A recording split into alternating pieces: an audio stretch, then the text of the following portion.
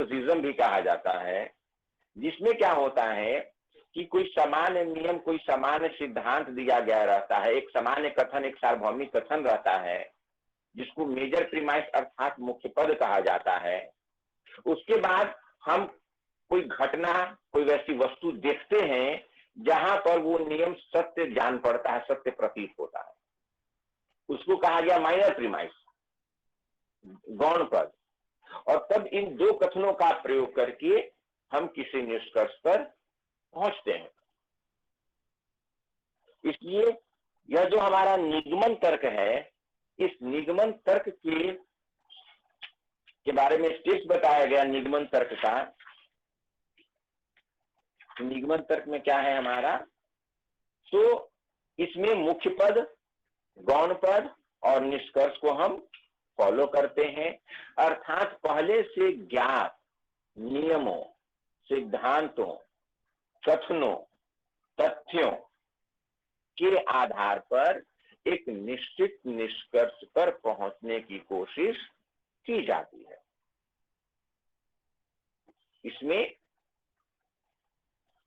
इसमें हम किसी सामान्य नियम को, सामान्य कथन को, सामान्य सिद्धांत को सत्य स्वीकार कर लेते हैं, उसको स्वीकार कर लेते हैं, मान लेते हैं, फिर उसको विशेष परिस्थितियों में, खास परिस्थिति में उसको अप्लाई करते हैं, उसका प्रयोग करते हैं, उस नियम का, सिद्धांत का, और प्रयोग करके हम किसी कंक्लूजन पे पहुंचते हैं।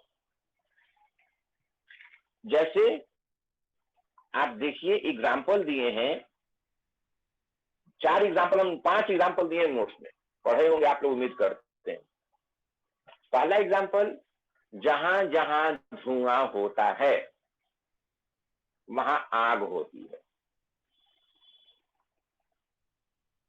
जहां धुआं होता है वहां आग होती है, मेजर प्रीमाइस।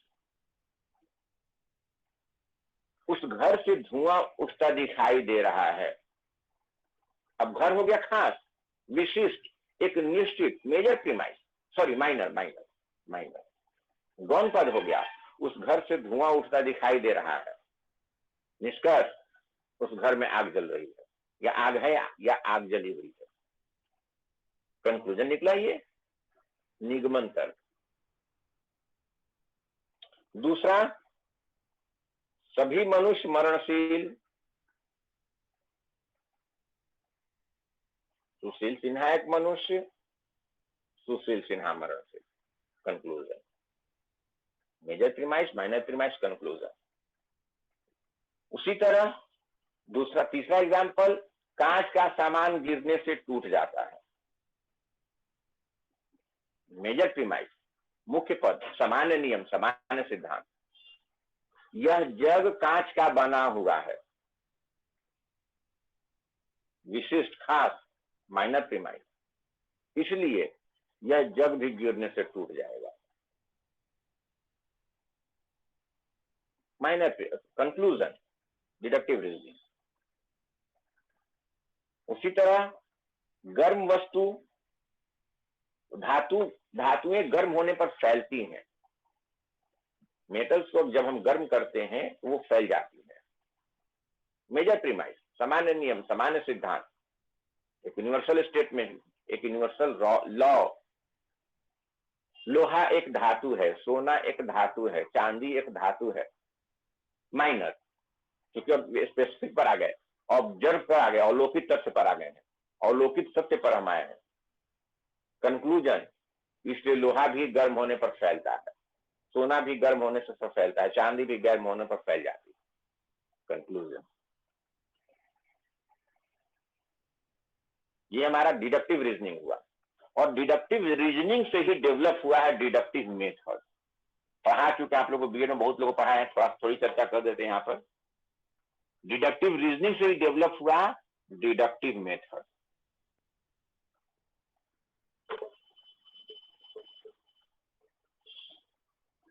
और इस मेथड, डिडक्टिव मेथड को डेवलप किया अरिस्टोटल, अरस्तु ने। अरिस्टोटल ने है ना जी, अरस्तु है ना। ये सुकरात है। अरस्तु ही होता है सर एरिस्टोटल का? नहीं, वो हम उनको नहीं पूछ रहे, हम पूछ रहे हैं कि डिडक्टिव मेथड एरिस्टोटल दिए थे कि सुकरात दिए थे, ये हम भूल गए, लेकिन उनको लगता है एरिस्टोटल ही है। डिडक्टिव मेथड का विकास या प्रतिपादन एरिस्टोटल ने किया था। डिडक्टिव मेथड जो है यह हमारा चलता है पहले नियम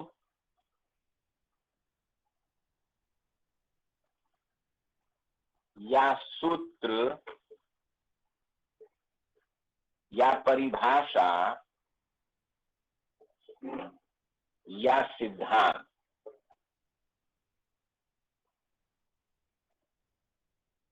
और उसके बाद उदाहरण।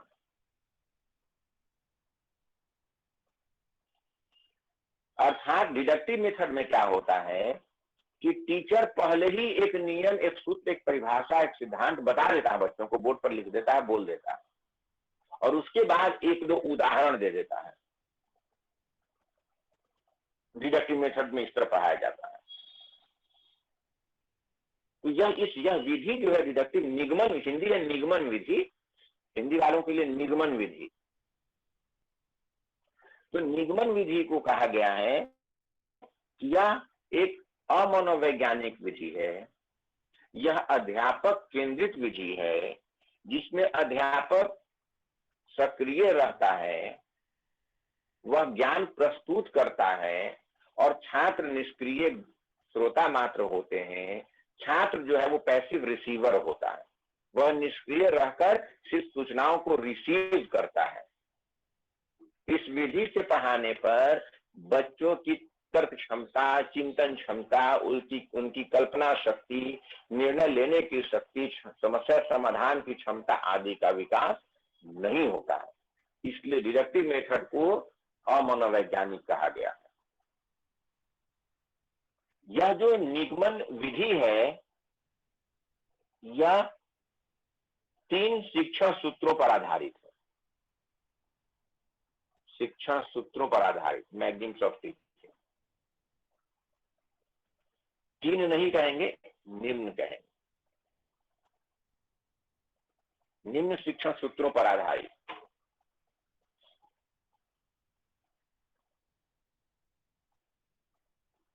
क्या है? तो पहला है मूर्त, अमूर्त से मूर्त, अब्स्ट्रैक्ट टू कॉन्क्रीट चलते हैं इसमें। अमूर्त से मूर्त। दूसरा, इसमें हम सामान्य से जनरल टू स्पेसिफिक,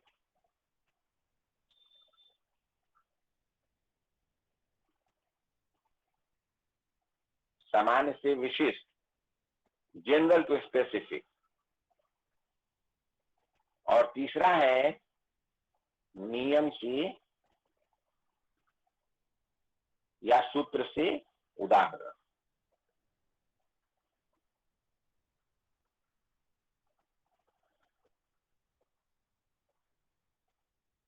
फॉर्मूला या फॉर्मूला टू एग्जाम्पल।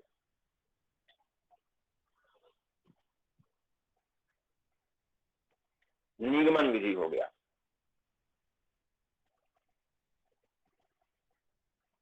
नोट कर लीजिएगा, इसको याद रखिएगा एकदम। इसको डिडक्टिव रीजनिंग या डिडक्टिव लॉजिक भी कहा जाता है।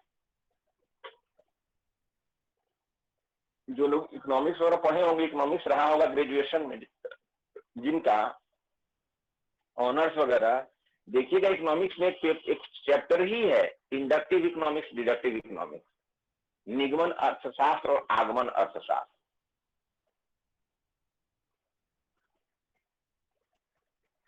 चलिए, ये हमारा डिडक्टिव रीजनिंग हो गया।